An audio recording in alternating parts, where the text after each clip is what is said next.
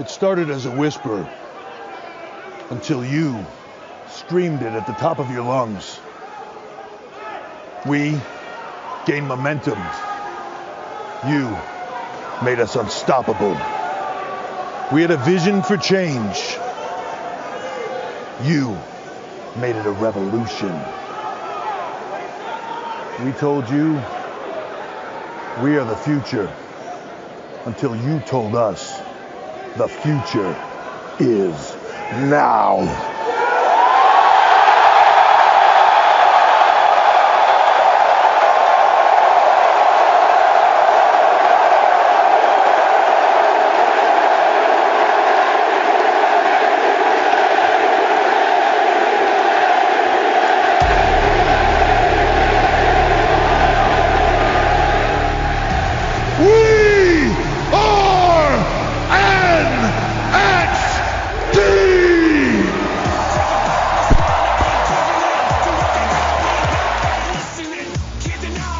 Those were the words of Triple H at the first NXT TakeOver Brooklyn, effectively announcing a change to what we had all known as the NXT product. And while that product did change and got bigger as time has gone on, we hope this episode marks the same change for our show and promotes the growth that we've seen in NXT product that we all know and love so much. I am Mark Scott. I'm joined by Scott Tyson, and this is Hey Yo Radio. What's going on, Scott? How are you doing tonight? Mark, I'm doing great. We've had a good run, but I'm looking forward to the format change. Let's do this. Yeah, we, for going back to our time with TJ on Yes No Radio, we've always been recapping all the NXT shows, and while that's been good, I think it's just time for a change. I think it's time to spice things up a bit and just change our format a bit and make this a little bit more like our own show, and not continue on what we had been doing previously. Yeah, there's a lot of NXT recap shows that you can listen to, and we wanted to kind of differentiate ourselves maybe with a little bit different avenue or venue of show. Yeah, so what we're going to do is we're going to look at various personalities that have left the NXT brand over the course of all the years that NXT has been in existence, and each week we'll center on one, and we'll run through what they've done in NXT, their run, various feuds of theirs, and then we'll look at how they've done on the main roster. Basically, my big gripe with this was when it was announced that Matt Riddle was being moved to the SmackDown brand. It drove me absolutely nuts. I just kind of felt that he was like one of our guys. I don't know that he fits on the main roster. I just feel that he's a much better fit with an NXT crowd than to the main roster. I think it's a different type of fan. I think that storytelling is just not going to be the same for him, and I really think that like a lot of the other talents that we're going to be hitting on in the coming weeks, he's going to get lost in the shuffle. And to be fair, Mark, you have graciously undersold how upset you were. I know. I have the chat logs to prove it. Say you were upset is just a wee bit of an understatement. But we've seen this many times throughout the history of NXT. Fall in love with a character, fall in love with the storyline, they get pulled to the main roster, and most of the time the results have not been what we would want and what we would hope would be the career trajectory for these men and women. So yeah, we're going to talk about their NXT run and then kind of make a comparison and see how they've done on the main roster. Some are still on, some have moved on to other things. So it's going to be a very interesting series of shows, I think. Hopefully everybody enjoys them. Yeah, I think it'll kind of freshen things up here a bit, and I'm kind of excited. Well, kind of is not even the word. I am excited about this. I'm excited to just take a different step. Just new look for the show, new look for what we do on a weekly basis. This also doesn't require us to make sure that we've watched this week's NXT before recording, which makes it a lot easier on me too. I don't know about you, but I'm sure There's been plenty of times where we're recording or before we're recording, I'm texting you saying I'm just starting to watch now. I'll be ready in about an hour and a half, and it's just that this does away with that. I mean, I'll still keep watching NXT, but just it takes that. I've got to get it done by a certain time out of the picture.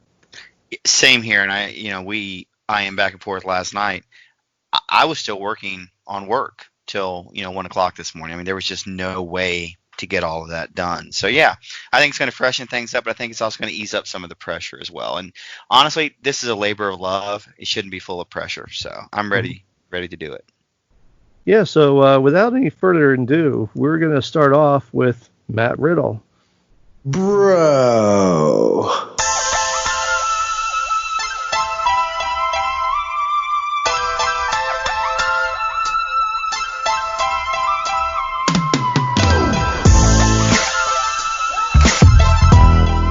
So that's his entrance music. I absolutely love it. I think it's fantastic.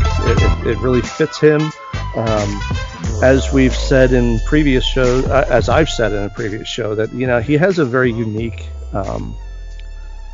charisma about him. His music, he just, to me, he comes across as just this really weird guy. But I want to see more of him. Like each week, it's just. I don't get enough of him, and he's a real fun personality. I enjoy it when he's on my TV, and that's another reason why I was so pissed about him going to SmackDown, because I don't watch SmackDown, and I don't foresee myself watching it specifically just to see Matt Riddle. When I saw him, I was reminded why I'm a wrestling fan. It wasn't everybody come out in black trunks, black boots, and just competed. It was the compelling stories, but the stories are created around the characters. And we've said oftentimes on previous installments of our show, there aren't the characters that we grew up on. Matt Riddle is a character all to himself. He is a walking character. And it just, like you, it triggered something to me. I'm like, the dude is cool. I can't even put my finger on it, but I just know cool when I see it. And yeah, he's been to me a breath of fresh air on the NXT roster. Not that they were stale by any means, but I'm just saying it's a different type of character. So I've really appreciated the run that he had. Yeah, so let's take a look at Matt Riddle and his background and like where he came from, and then we'll get into the NXT part of his career. So he's originally from Allentown, Pennsylvania. He's an MMA fighter turned professional wrestler.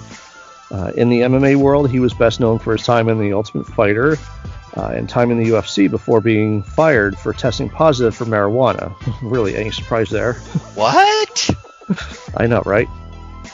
Also, he was signed to Bellator but never fought there due to injuries, and actually fought one fight for Titan FC. He ended up being replaced in his second fight subsequently, called it a career in MMA. He started his professional wrestling training in Danny Cage's Monster Factory in Paulsboro, New Jersey. He had his first WWE tryout. Apparently he impressed, as WWE had him sign with Gabe Sapolsky and Sam I'm horrible with this guy's name, Sam Hamui. Is Evolve Wrestling under the WWN banner.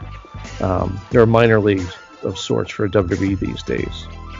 He won their heavyweight championship, which has also been held by Drew Galloway, Drew McIntyre as we know him now, Timothy Thatcher, Fabian Eichner, Chris Hero, aka Cassius Ohno, and and he's a current Seth Rollins disciple, Austin Theory, on Monday Night Raw.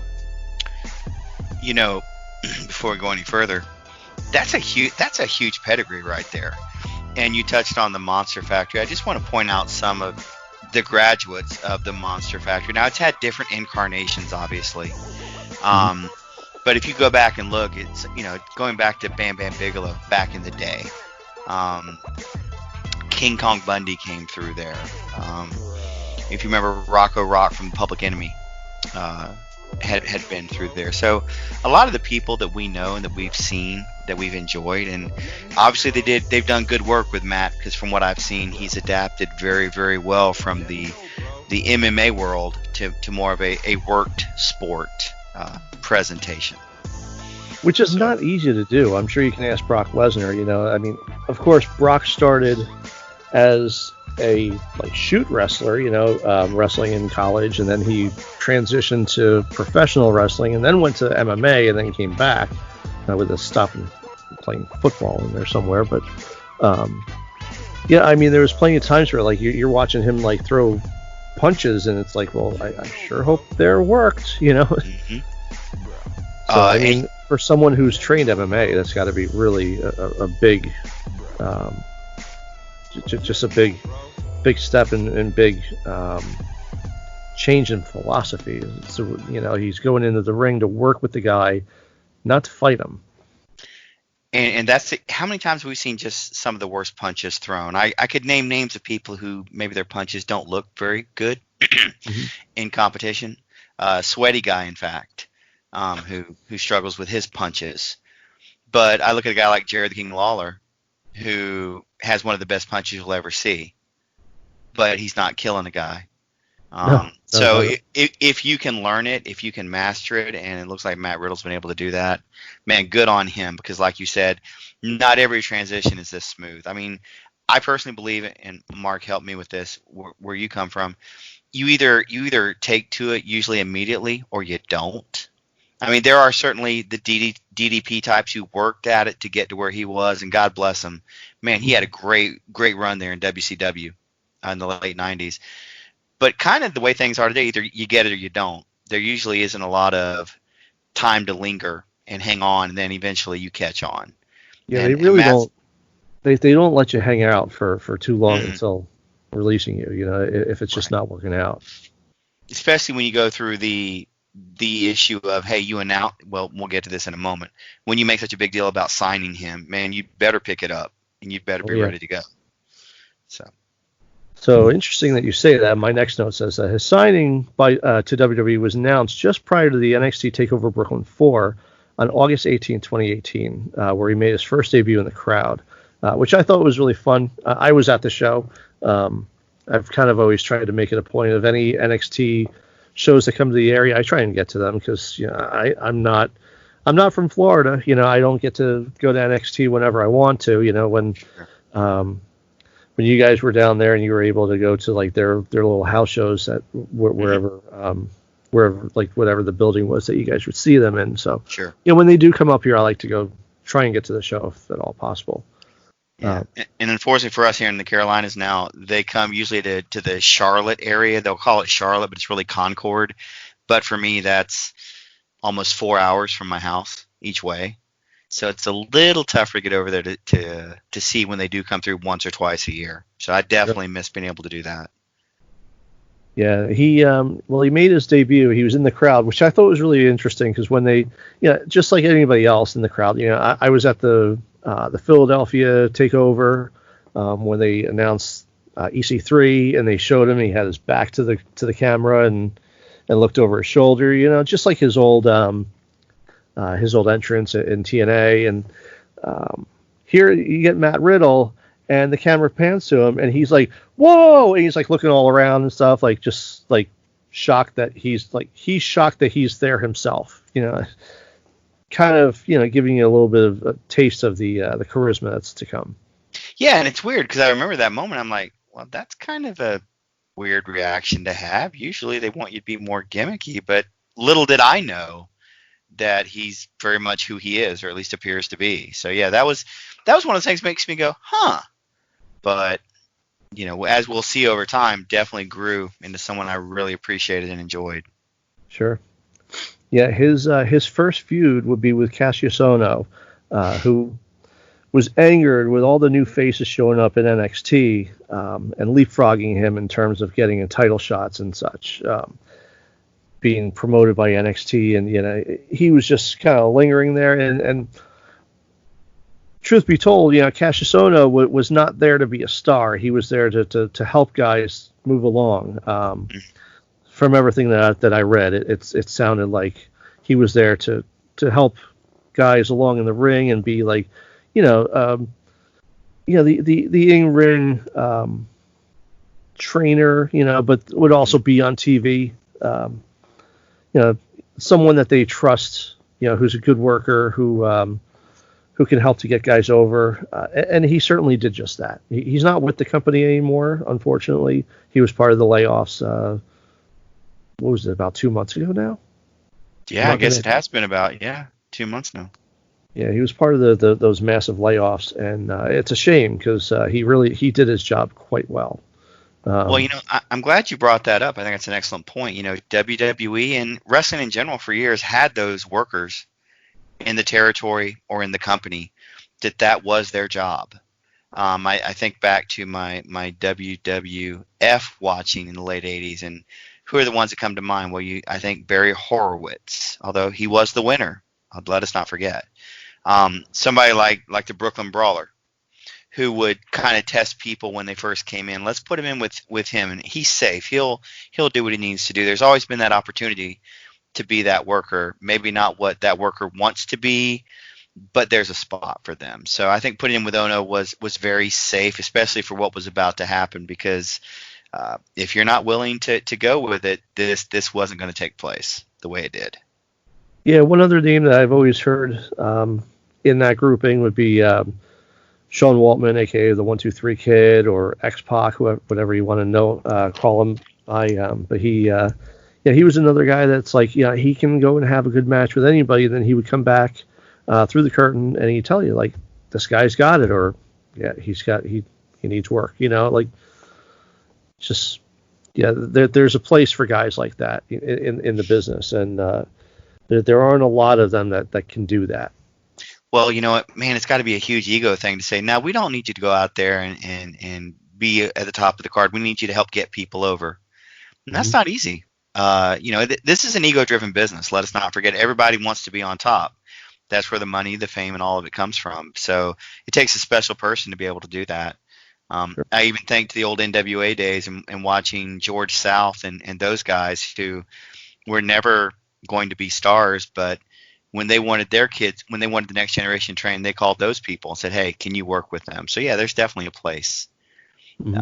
I don't want to say enhancement talent, because I think that diminishes sometimes how hard these people work and what they really do. Sure. It's not the guys we used to watch. Remember on Saturday mornings when the Legion of Doom would come out and just steamroll people? I'm not talking about that. What is it, as Jim Cornette says, people would show up at TV and they'd scan the sheet to see who they were wrestling. When they saw the Road Warriors, their heads just hung down because they knew they were going to get killed for the next 45 seconds or whatever. Yeah.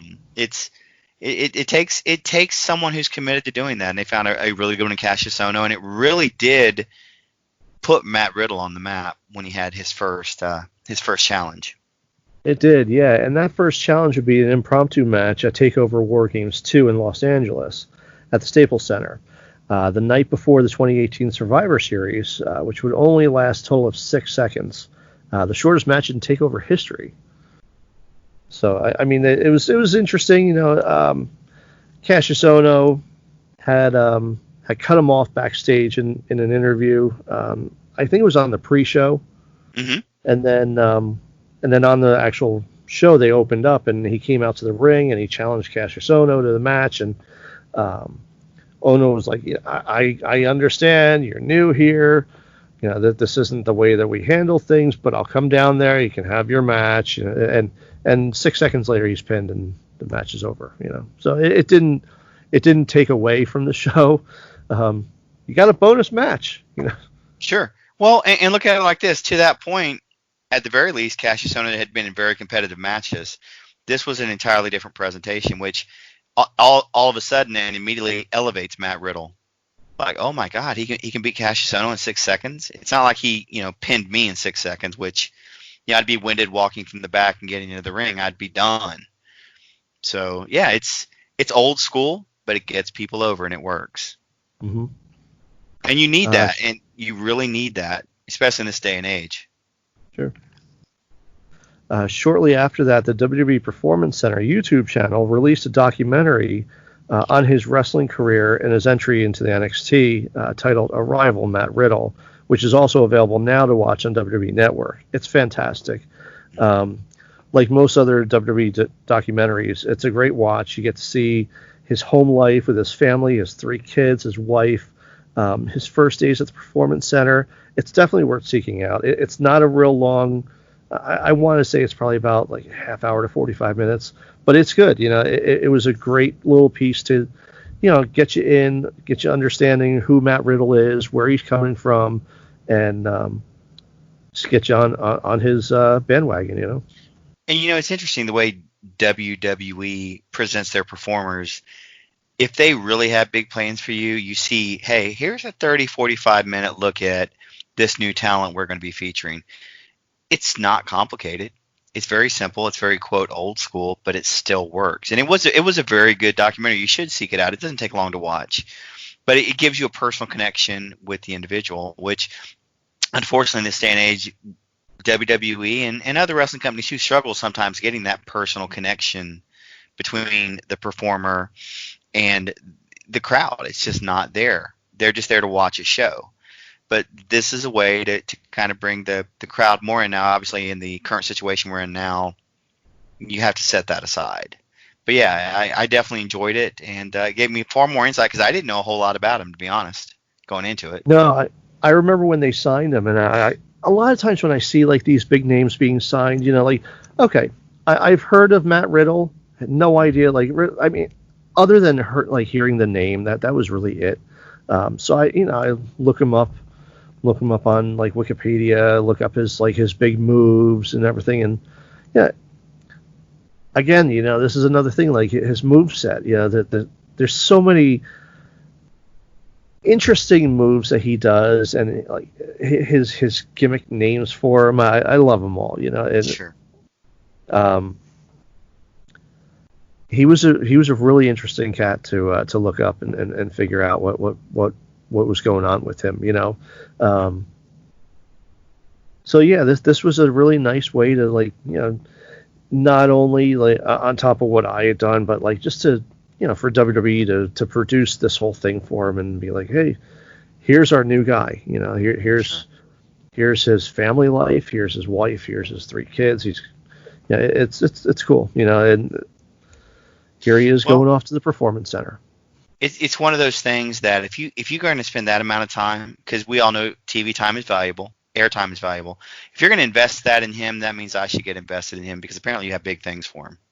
Yeah. Same thing we see with Karrion Kross and Scarlett and all that lately on NXT. If you're going to spend that much time on him, then I'll invest because that means you plan on doing something with them.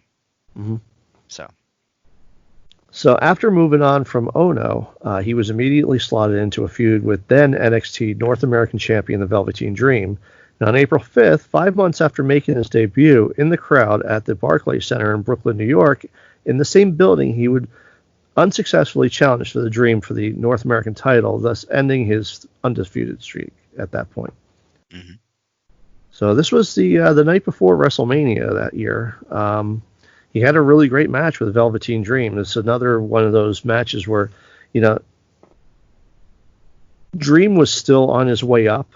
He had won the North American Championship here, and he was really starting to, put himself out there and really get a feeling for what this guy had to offer, which is why he's this weekend he's in the main event match. I mean, he had such a long climb to where he is now and where he's going. But this was nice getting Matt Riddle in the mix. He didn't have to win, and he didn't. But it was a nice show of what both guys brought to the table. And I'm glad you brought that up because wrestling fans, I know I'm guilty of it. Well, my person didn't win, and so that makes them look less than or weak to the fan base. As we look back at this was what 2018 when all this took place, or 2019. Do you feel like that? Do you feel like that took the shine off of him in any way, shape, or form? Losing a very competitive match. Not at all. I mean, yeah, he lost his undefeated streak, but that was bound to happen at some point. He can't stay undefeated forever. It's not the Goldberg days anymore, where it was a really cool building thing, at least for a while. The other thing is you couldn't take the belt off Dream as he's just beginning to ascend. So unless you're going to do some type of schmoz or disqualification, which NXT is not big on doing on their big shows, they like winners, they like losers. So do I. He was slotted to lose that. Again, didn't take anything away from him. Sure. So that July, he also started a feud with the returning Killian Dane. Now, Killian Dane had gone off to the main roster with Sanity, and Sanity didn't really take on the main roster. I don't know what happened. I'm sure we'll touch on that group at some point with this show. But they're another group. They went off to the main roster, and one by one they didn't click. A lot of them aren't even with the company anymore. It's sad. But yeah, there's a reasonable chance they may appear on one of these programs at some point. Mm-hmm. Here's, and I use the comic idea. And this is why we're doing this show. This is why we're doing this show, because we want to get into these characters during the time that we really loved them. Exactly. And explain to you like why these guys were so good. If you only watch the main roster, then you're really missing out, because God, they were so much better before they went to the main roster. Like, look at Bobby Roode. My God. I mean, Bobby Roode on the main roster is nothing. He was glorious in NXT, and on the main roster, he's nothing. We're going to touch on all of these people. And it's funny you bring up Bobby Roode. Real quick on him. My wife and I have a full-time job still. She was laid off due to COVID-19. But we also have an eBay store that we sell things on. And I had an opportunity to get a bunch of Bobby Roode figures, very reasonable, and probably could make some profit on. I turned it down, Mark. No one's going to buy Bobby Roode dolls. I personally would have one just to put out in my workshop. It's cool. I could decorate with stuff I like. But it was a really good price, but I don't have any expectation anybody's going to buy it. So we didn't make the purchase. Why? Because he's ruined. You know who sells for us? The girls, because they're girl dolls. No disrespect intended. But they still sell. But even to that, you know who won't sell on the women's side? Natalya. It's one of their better dolls they design in terms of the look and the facial. It won't move. It won't move. Surprising. But yeah, because you kill it, nobody wants it. It's not cool. Yeah. There's no reason. Nobody's going to invest. So yeah, I'm sure I'll have to have extra Dr. Thunder or Dr. Perky for the Bobby Roode episode.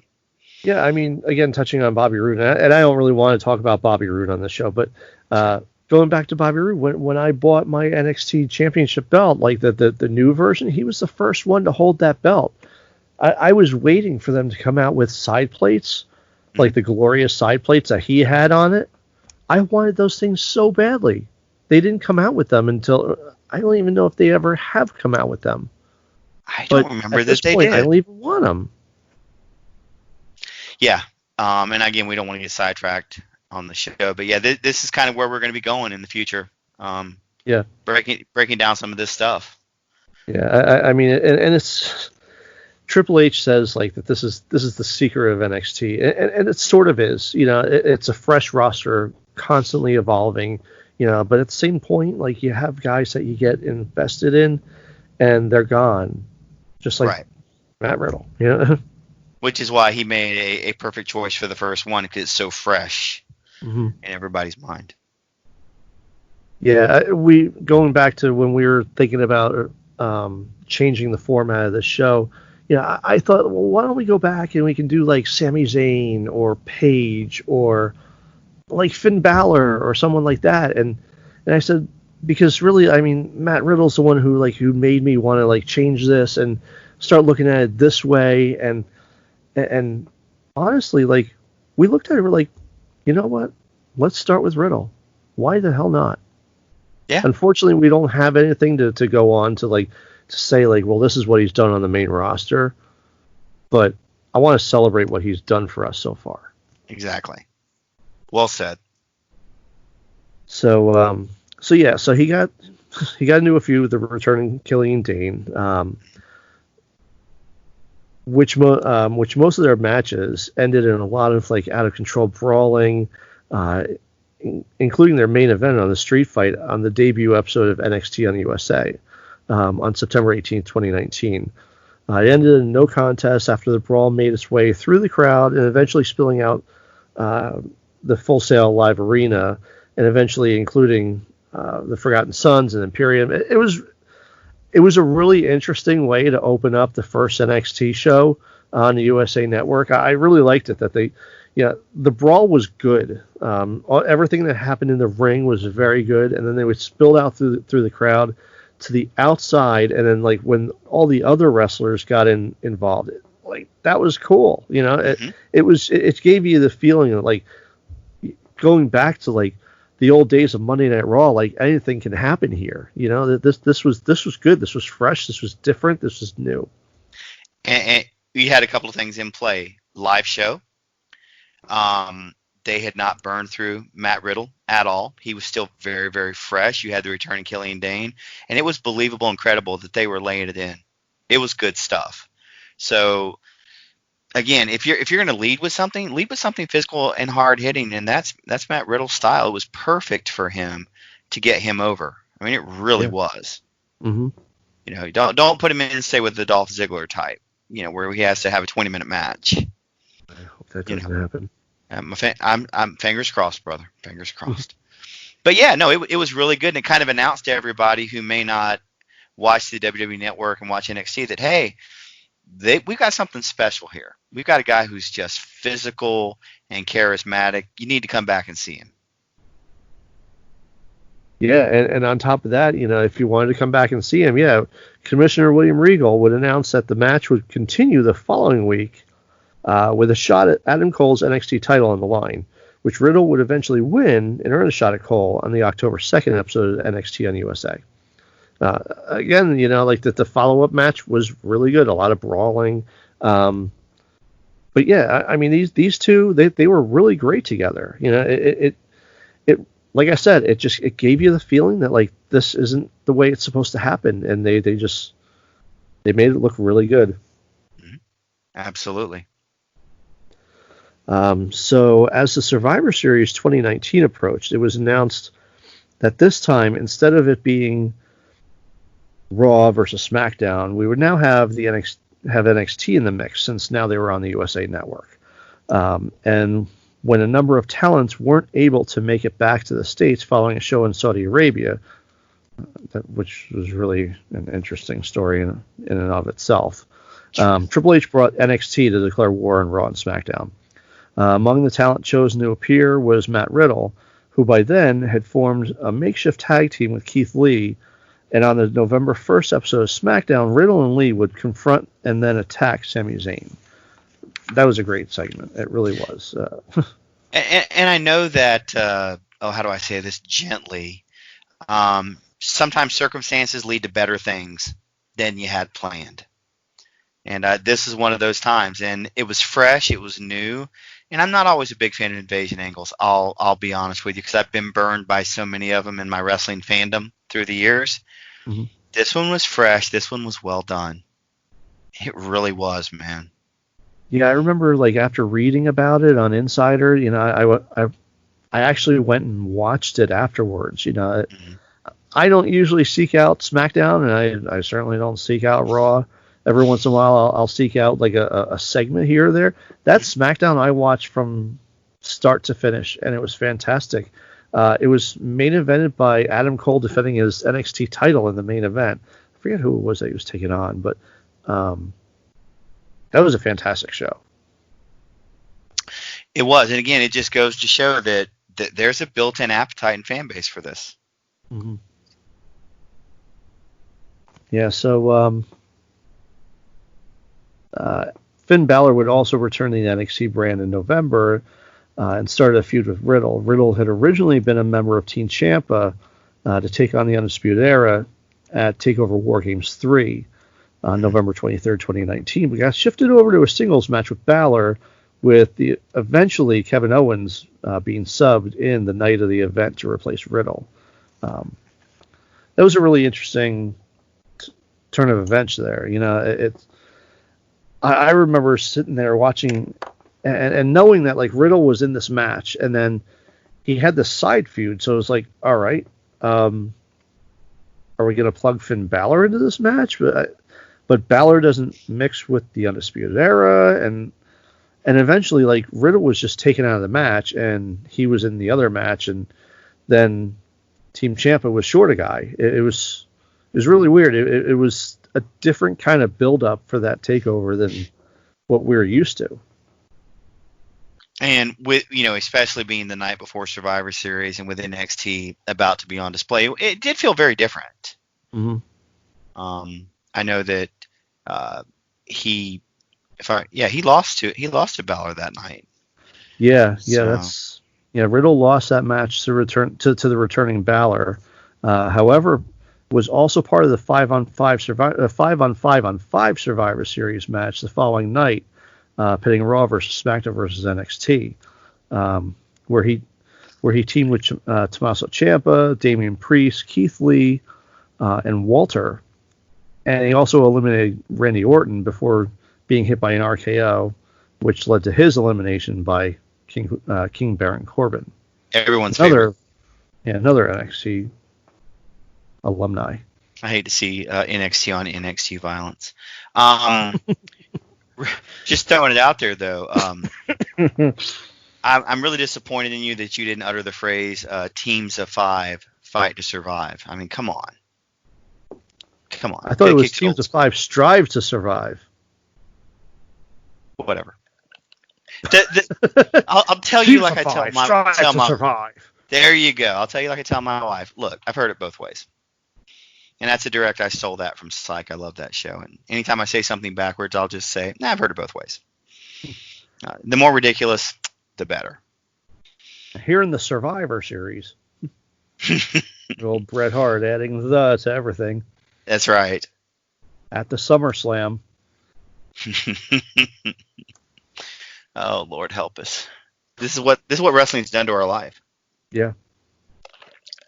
On a quick side note, Mark, how many times when people are talking to you do you hear wrestling vernacular, or you think wrestling vernacular you'd like to say back to them?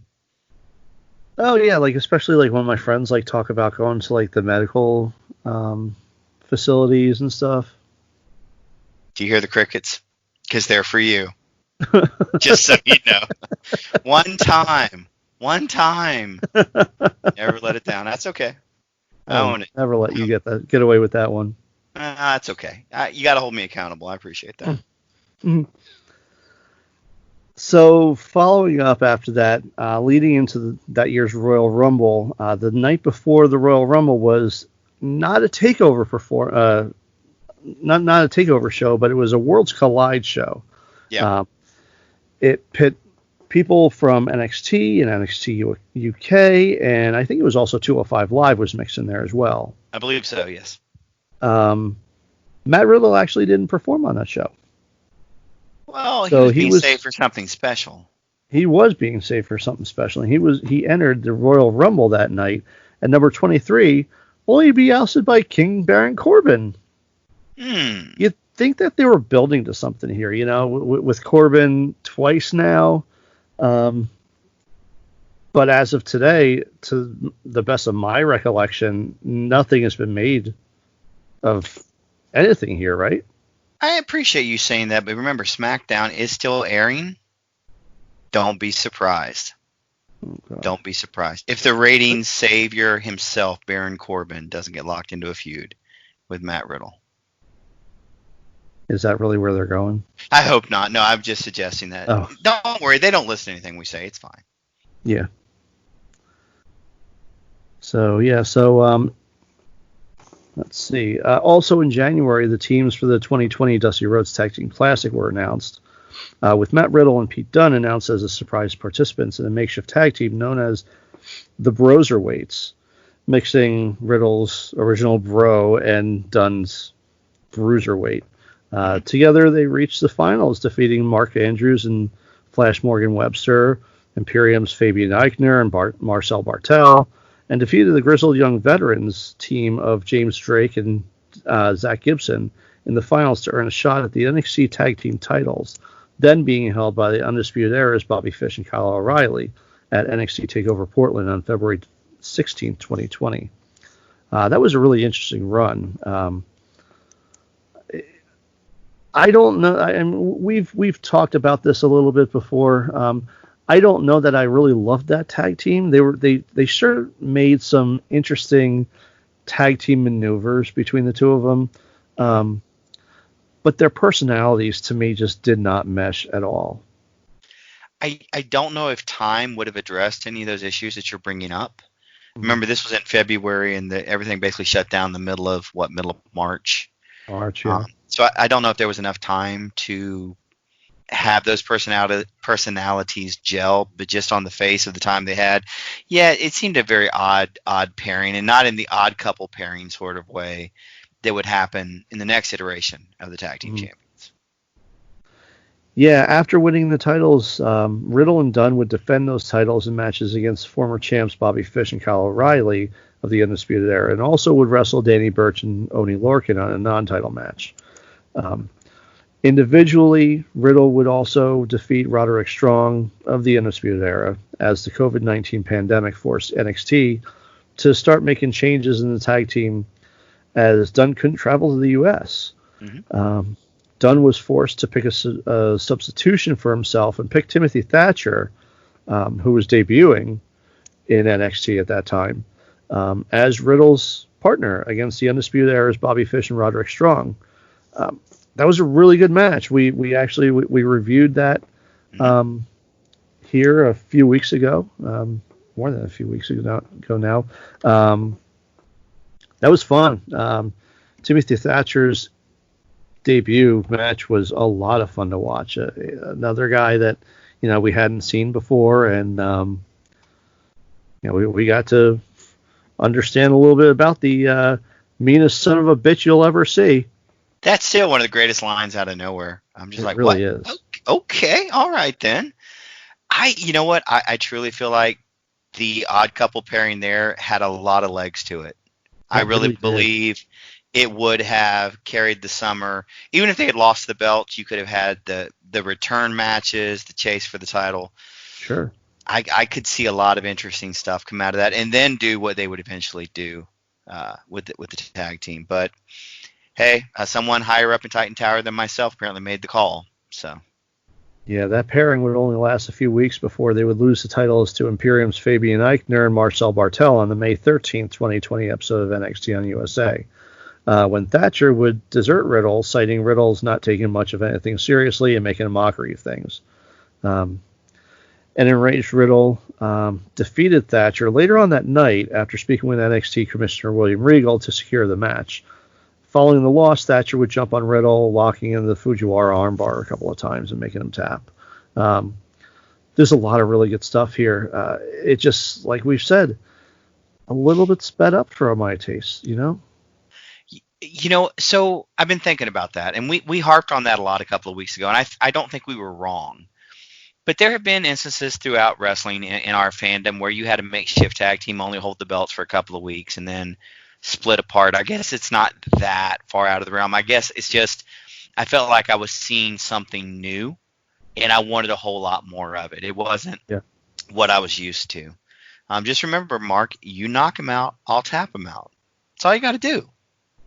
I mean, obviously, personality-wise, you could tell that they're significantly different from each other. But as far as like them in the ring, I thought them working together in the ring really gelled well as a tag team. I thought that their styles really complemented each other very well.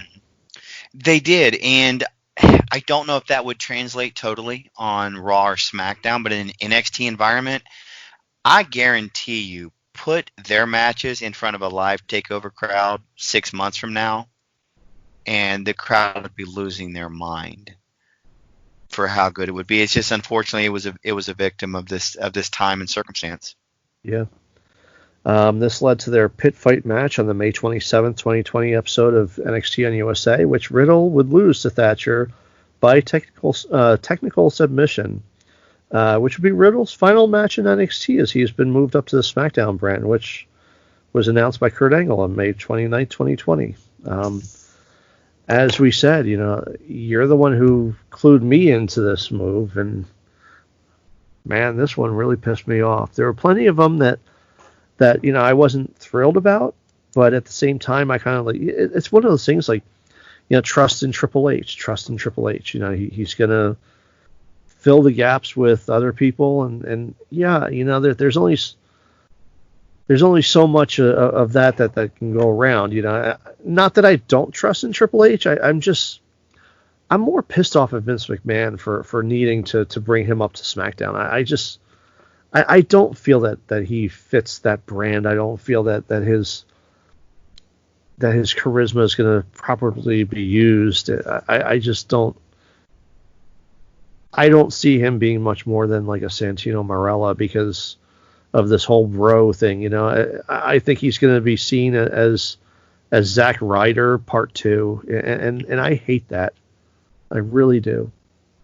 Well, there was an interaction between Matt Riddle and Timothy Thatcher when he's looking him in the eyes, and I believe he was talking about his blue eyes. Mm-hmm. And Thatcher retorted, "I have that brown was really eyes." odd. Mm-hmm. And it was just so odd, but yet it was funny. But I can't tell you why. But it was. It just tickled me.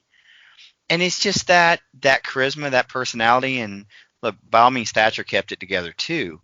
But that's just something different you don't hear out of people. Usually we're either yelling or we're just overly scripted. That was just free flowing, and it was like, okay, that's the way he speaks. Mm-hmm. I get it. I totally get it. I mean, I don't fully get it, but I get that's who he is. Mm-hmm. That part I get, and I'm like, all right, cool. I'm like that older actor on a sitcom where I don't get half the jokes, but hey, I appreciate the paycheck, But yeah, it's unfortunately he was getting moved up. But dude, that match, because I know we didn't talk about that. Mm-hmm. The pit fight. Oh my God, that was freaking fantastic. Physical. Yeah, again, a different style of match that we're not used to seeing in NXT, but very well done. And look at the trajectory of his opponents when he was in NXT. If you actually go back and look even before that, I know you had talked about him being signed in Evolve and such.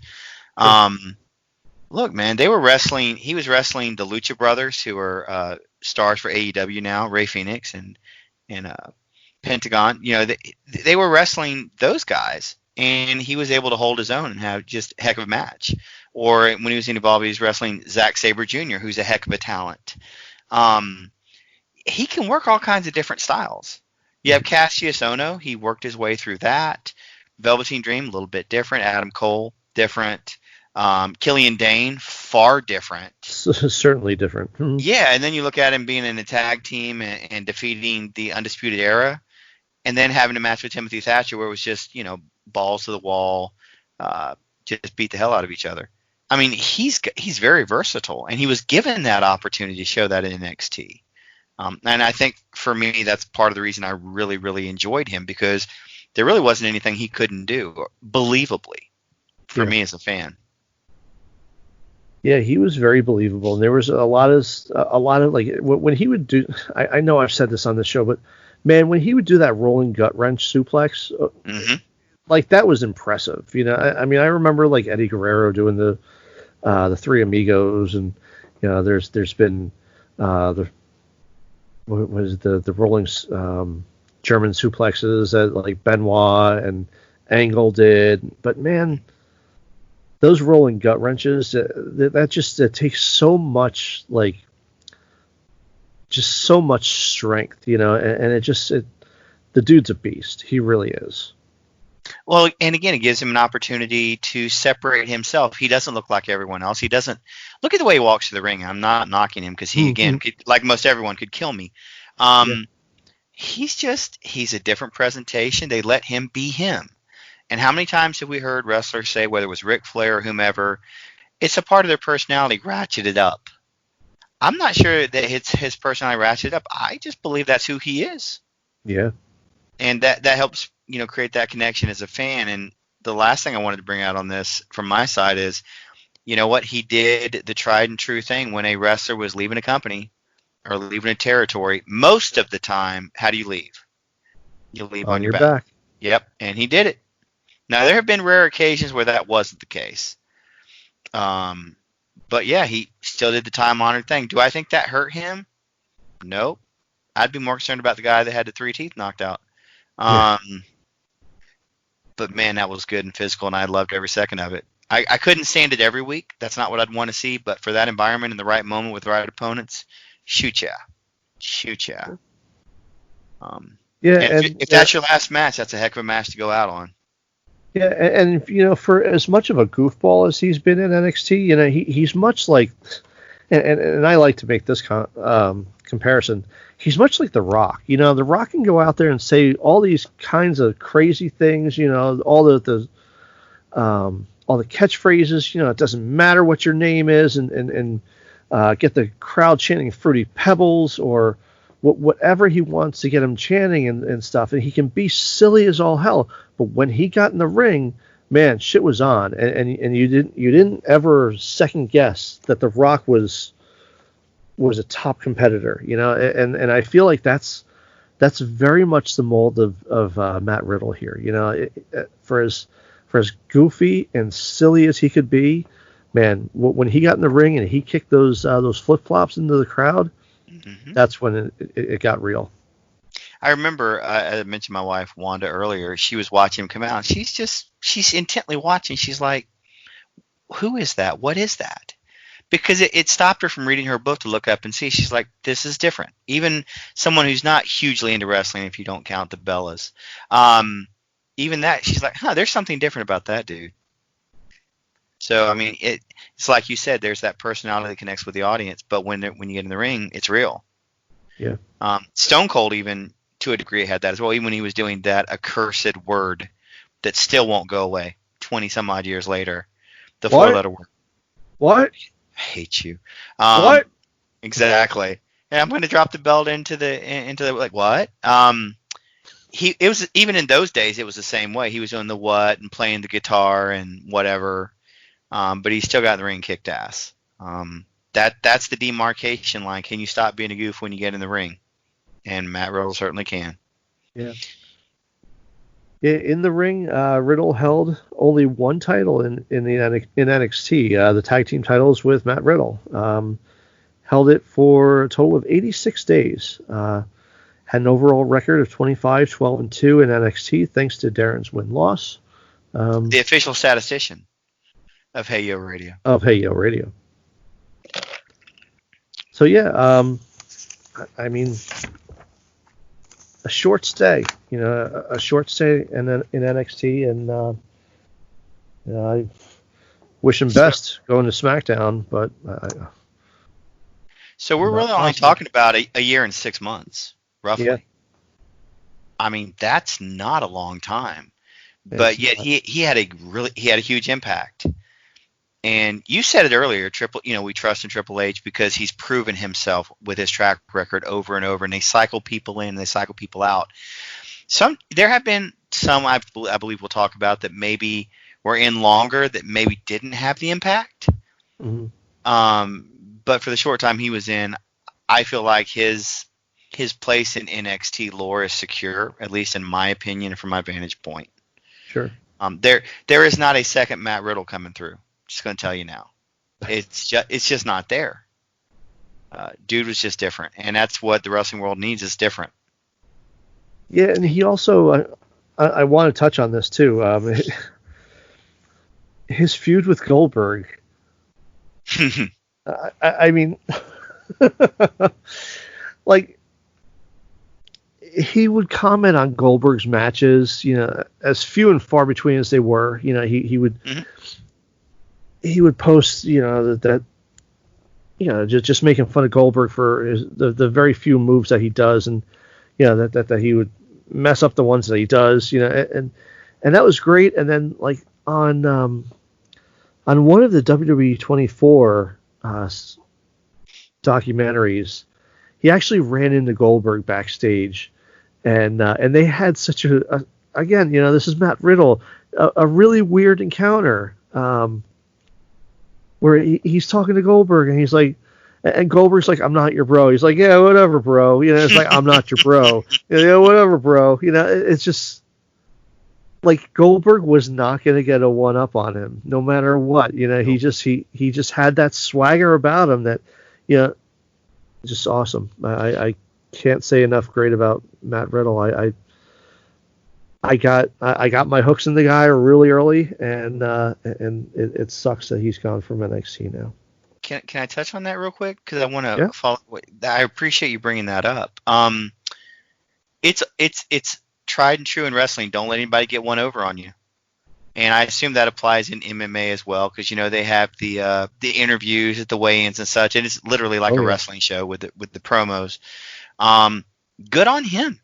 Good on him, because you know what? I'm sure the bosses in the back are seeing how you're going to react, and you can be respectful to the senior members of the roster, and you should always be respectful to seniors. I understand that.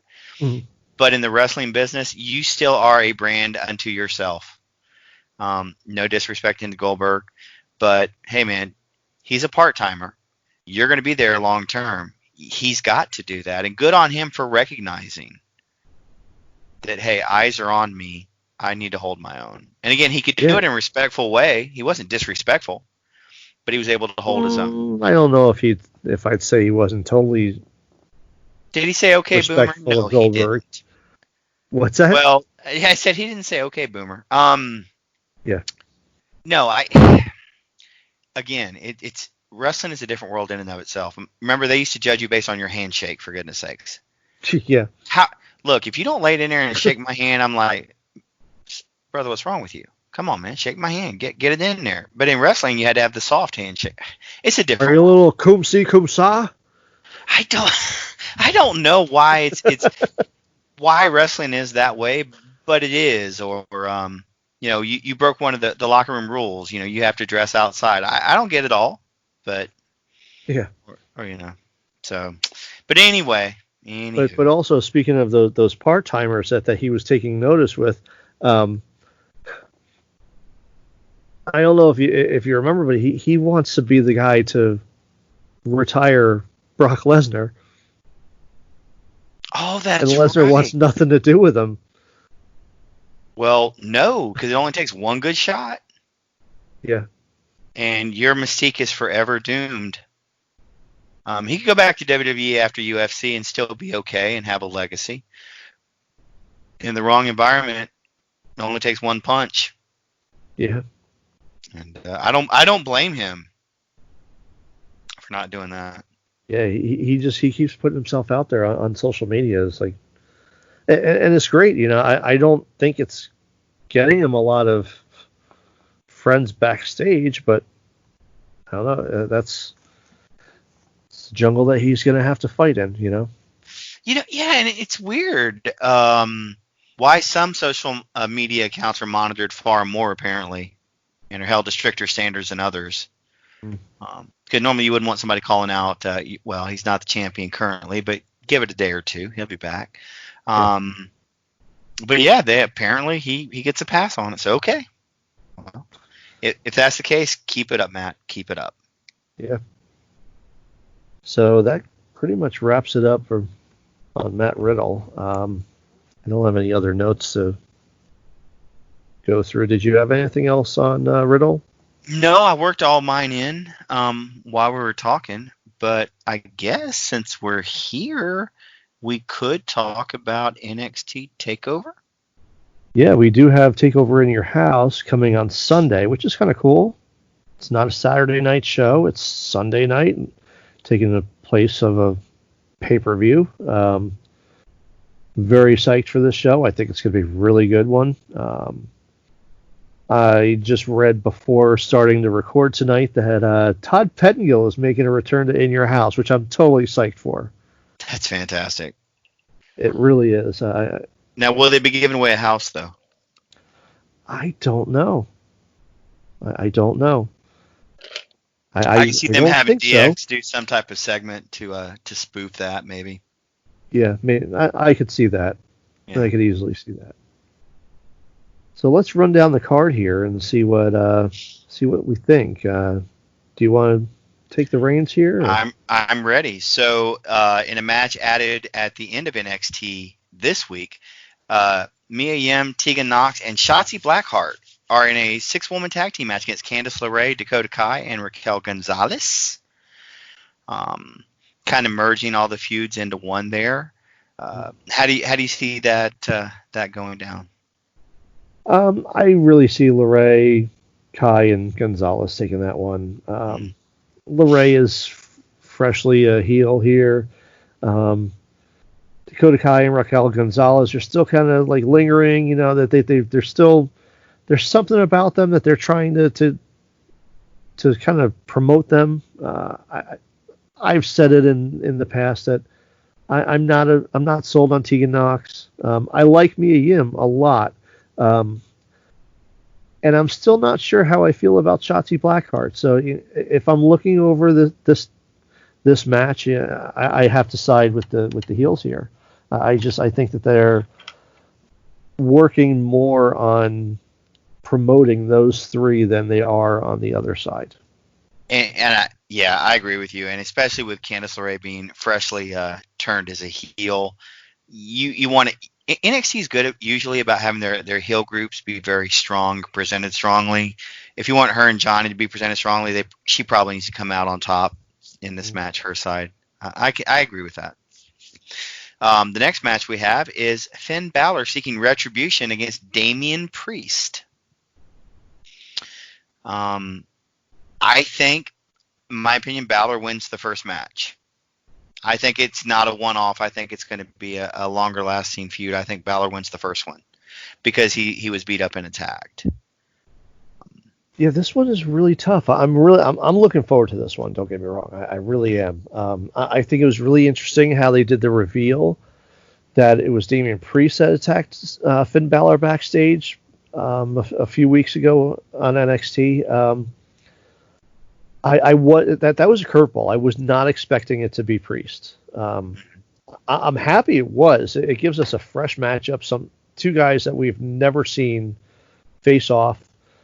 It takes Priest out of the North American Championship. You know, Keith Lee, Dominik Dijakovic mix that he had been in and just sitting in for a while there. And I'm also interested. I guess Finn Balor's the babyface here. I guess. So I don't know. I really don't know where they're going here. I think you're right that this is definitely not this is not it for the two of them. I really. I guess I'll just pick Damian Priest. You know, that Finn Balor is just going to have to fight his way back, and I think that the way that they end the feud is by finally having Finn Balor go over. You know, finally get his retribution on Priest, and that'll do it. But I think that this one goes to Priest. I could see that. I could also see Balor winning and then getting laid out again after the match, and then leading. So I mean, again, I know we love our NXT, but I just have to reemphasize 50-50 booking. Take your pick. I have no idea who's going to come out of this, and that makes me want to watch it even more. So. All right, next match. It's really nice going into a show not knowing 100% who's going to win every match. It's so refreshing. Again, it's not your normal Raw and SmackDown Weekly where you can pretty well watch and tell. Tommaso Ciampa taking on, I guess, at least from a special or pay-per-view perspective, Karrion Kross making his debut in the ring.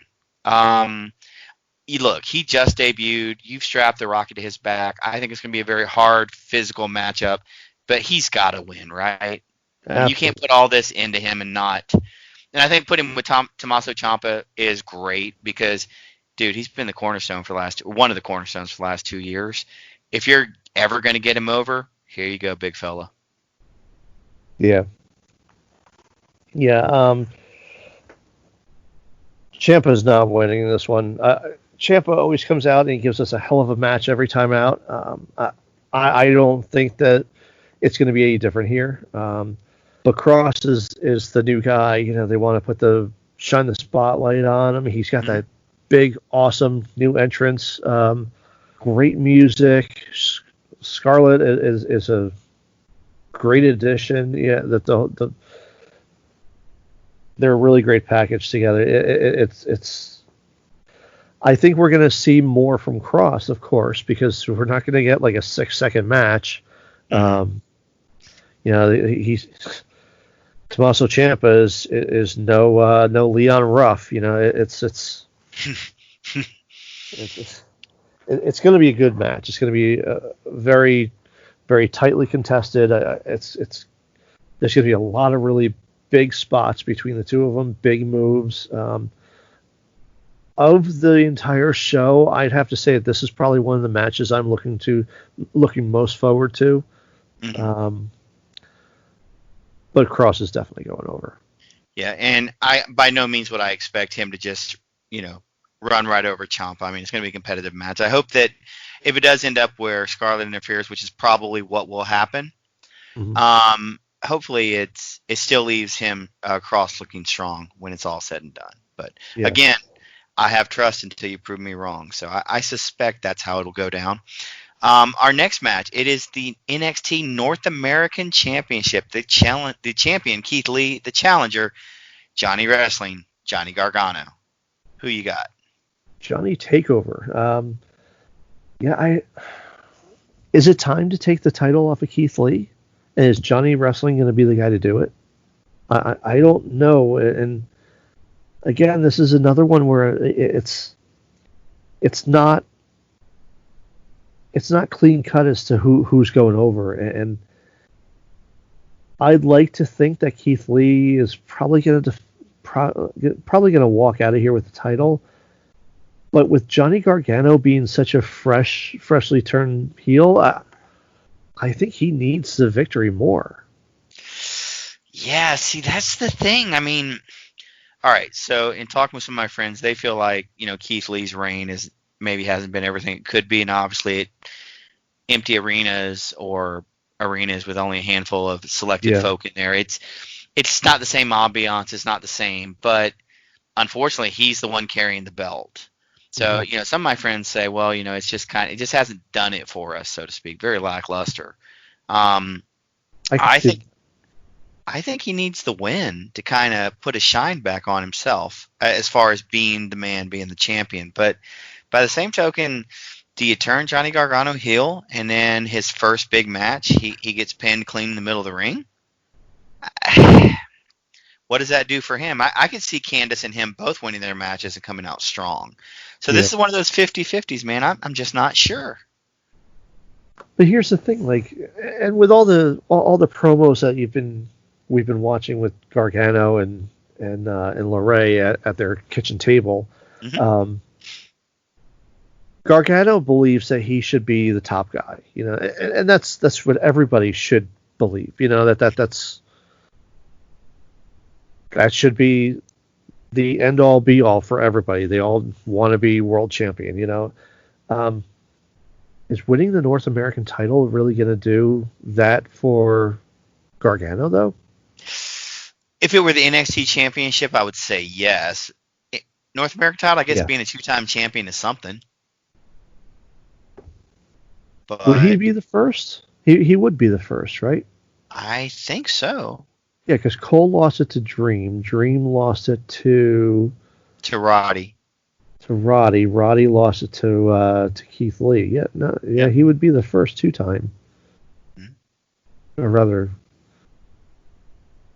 no, because Ciampa's in there. Gargano's in there somewhere. Totally lost over that. By the way, we have breaking news tonight. Oh no!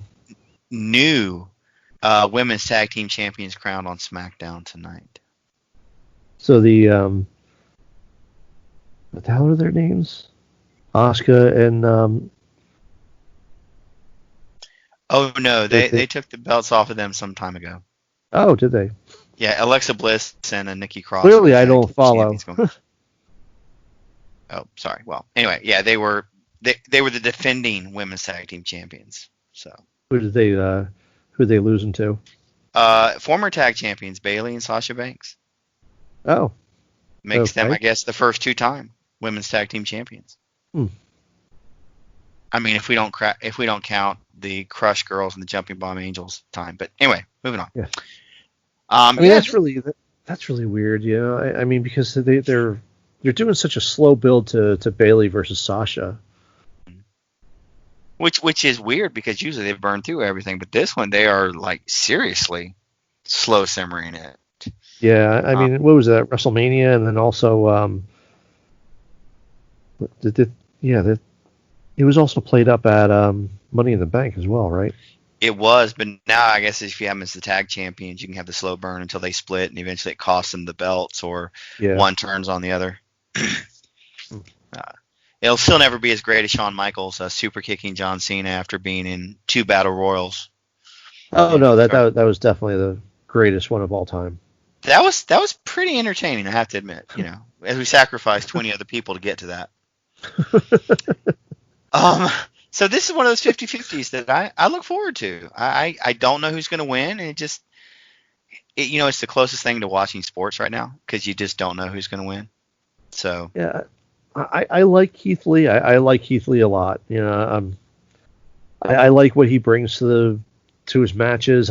He does things that nobody his size should do, and he wows me every time that he's out there. He's amazing. But it's just a gut feeling. I think with Gargano being a freshly turned heel, I think he needs the victory here. Do you think this is a chance to move Keith Lee eventually up to the main roster if they take the belt off of him? Unfortunately, becoming the subject of one of our shows. Well, you see, I haven't heard. I haven't read anything online about Keith Lee. I have read about Dijakovic going to Raw, which is driving me absolutely nuts. He's another guy that I really like watching on a weekly basis on NXT. That, you know, I kind of want him to win a title at some point. I want him to do something and not just be a one-off guy that has a ongoing feud with Keith Lee. You know, I just think that guy has a lot more to offer than what we've seen from him, but I don't really want to see that on Raw. I want to see that here, but I don't know. I don't know that Keith Lee is going, but you know that they do keep, you know, at the Royal Rumble, you know, at Survivor Series, he had a very strong showing for Team NXT. At the Royal Rumble, you know, he had some back and forth with Brock Lesnar and Braun Strowman. So you know that they like, you know, Vince is just sitting backstage, you know, just drooling over this guy and thinking of what he could do with him, you know, and that scares me, you know, it really does. Because it puts I don't know new that spin on watching the matches now. Yeah, it does. And again, that's kind of why we've looked at changing our format, because there have been so many examples of this. All right, next one. This is a tough one as well. NXT Women's Championship. The champion, Charlotte Flair, defending in a triple threat match against Rhea Ripley and Io Shirai. Yeah. If you want, I'll lead off with it. Yeah, go ahead. I think Charlotte's going to retain. I don't think they're done with her in NXT. I think that she's going to continue down there through the summer. I think she will end up tapping out Io Shirai and retain the title. And it's hard to argue with that. It really is. My gut feeling is that Charlotte, again, like you, she's not done there. She doesn't belong here. We've been down that road here. Somebody said that at one of her appearances, didn't they? Yeah. Portland, maybe? Yeah. Yeah, I mean, this one is one of those where, like, you could clearly have, like, Rhea Ripley beat Io Shirai to take the title, and Charlotte Flair has nothing to do with the outcome. it's an easy way to get the title off of Charlotte Flair without Charlotte Flair having to lose. But I don't feel like that's how they're going with this. Okay. I think you're right. I think Io Shirai is going to lose. I think Rhea Ripley's already lost to Charlotte. It's time for Io Shirai to do that as well on a big show. So I had to bite my bottom lip while you were talking, because one thing that I'm not a fan of triple threat matches. I'm sorry, I don't like them, but they're here and we'll go with it. But think about the logic, and God forbid we apply logic to professional wrestling. But if you think about it, Rhea Ripley can pin Io Shirai, win the women's title. She can hold the title, but she never got a win back. Yeah. It logically, it's very flawed. I know that Corey Graves loves to emphasize champion's advantage, which usually ended up leading to a time where they would have a no disqualification match, or if the champion were disqualified, they would lose the title. I mean, that was kind of the whole point of leading to that. But they beat that so hard on their programs. I don't like it. I have no problem with the women involved, man. They're hard workers. But I feel like, and especially, and you haven't watched NXT yet this week, they spent a lot of time trying to build up how Rhea Ripley had really done something, been the first woman to headline WrestleMania as an NXT Women's Champion. I take the exact opposite tone.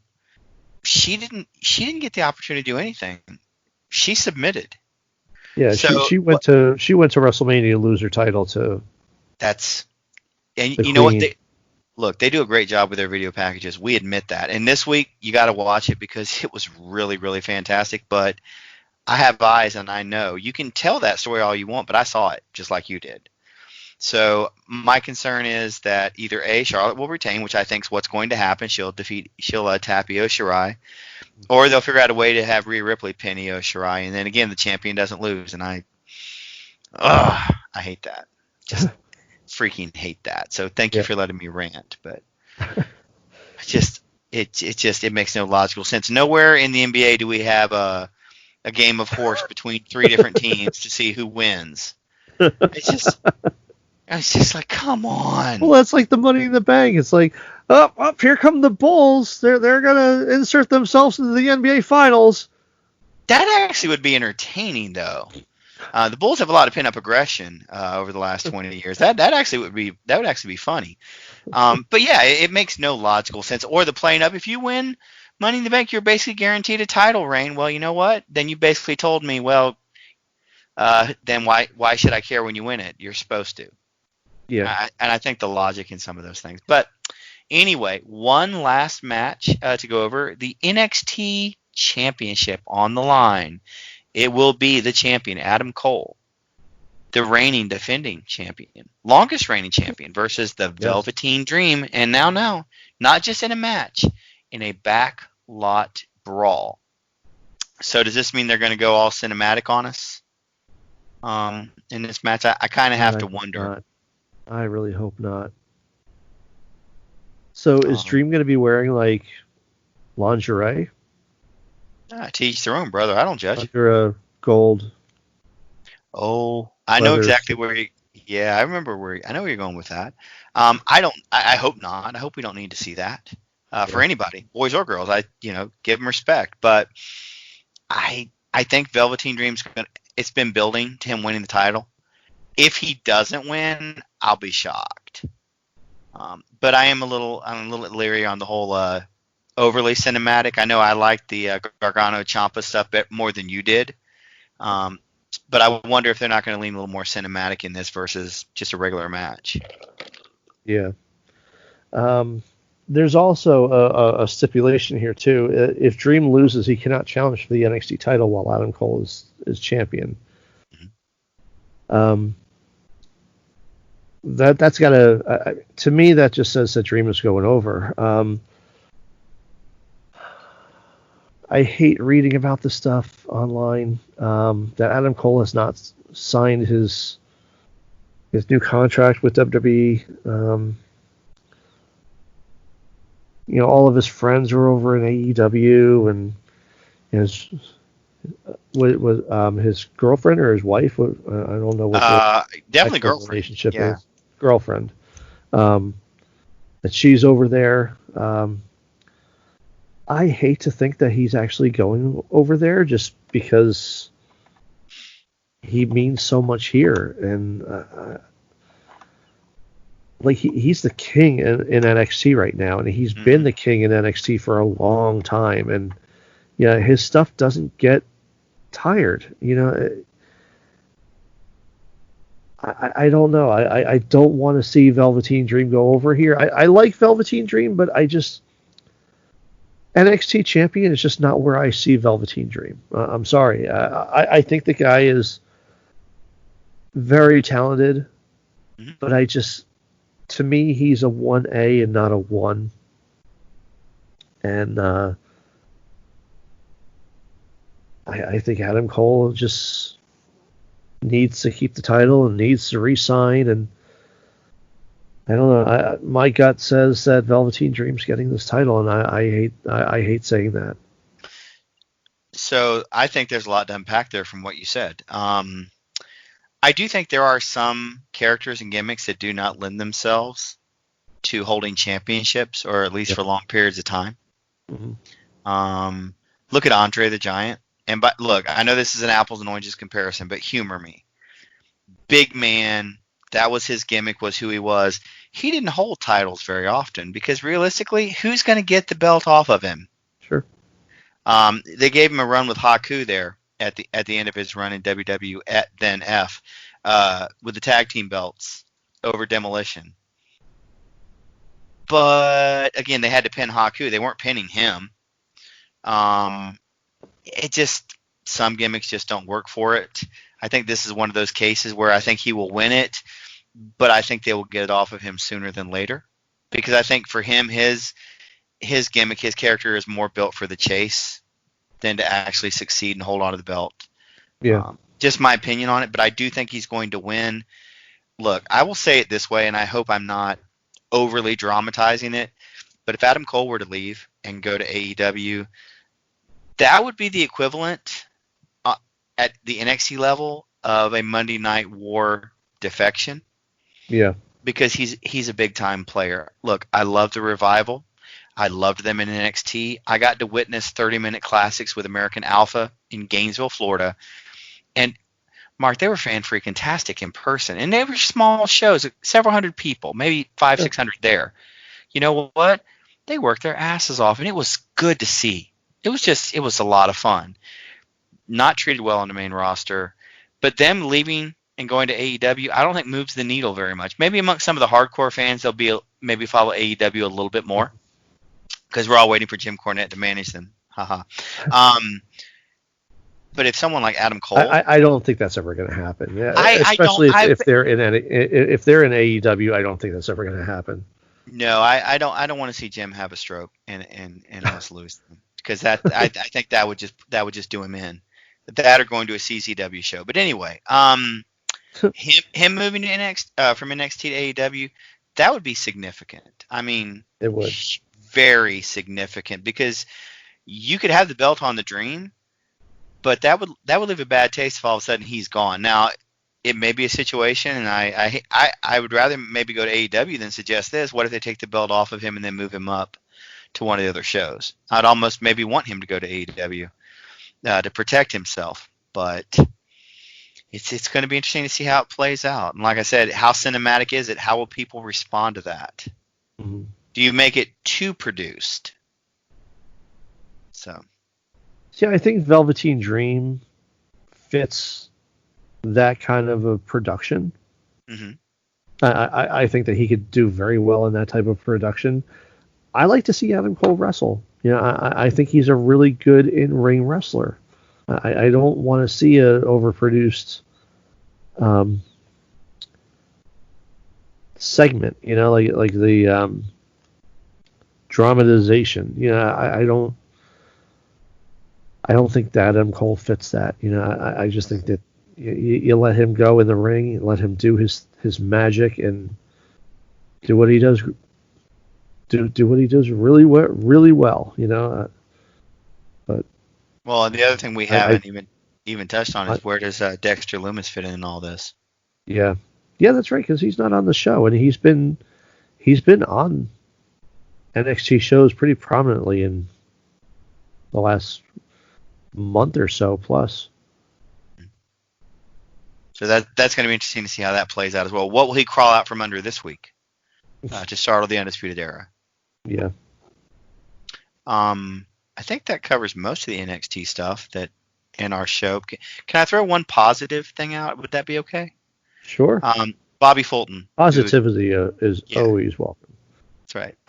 Bobby Fulton. You may be familiar with him, maybe not. One half of the Fantastics with Tommy Rogers back in the 80s and even the early 90s in the Smoky Mountain, announced today that all of his cancer was gone. And I quote from his Twitter feed, "All of my cancer is gone. God has truly blessed me. Thank you for all the prayers and thoughts. I love you all." With the world the way it is and everything going on, I just wanted to have a little bit of positivity to share with everybody. I'm so happy for him. My mom fought cancer twice, beat it twice, but unfortunately the last time she fought it, it weakened her to the point that even though she beat it, eventually her body just couldn't fight anymore the next thing. So for Bobby Fulton, brother, I'm so glad to hear that news. Never met you, but I'm happy when anybody is able to be cancer free. So a little bit of positivity from me on that. Power of positivity. That's right. It's a new day. Yes, it is. So that's all I've got for tonight. Did you have anything else? No, that's all I got, man. All right. So I guess we'll wrap it up then. Thanks for listening. For Scott Tyson, I am Mark Scott, thanking all of you for your support. Have a good night, everybody. Hey Yo Radio is intended for entertainment and informational purposes only. The songs used throughout this show are properties of their respective copyright holders.